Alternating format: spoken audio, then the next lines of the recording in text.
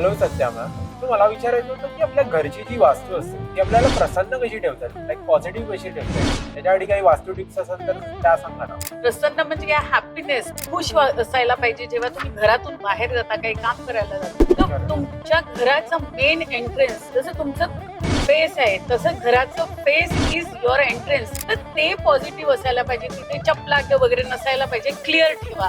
घरात एंटर केल्यानंतर घरात चांगला उजेड असायला पाहिजे, सनलाईट यायला पाहिजे. ओपन ठेवा. कुठे पण जिथे अंधार असेल तिथे निगेटिव्ह एनर्जी जास्त क्रिएट होतात. म्हणून जिथे जिथे अंधार तुमच्या घरी आहे तिथे तिथे उजेड जाऊ द्या.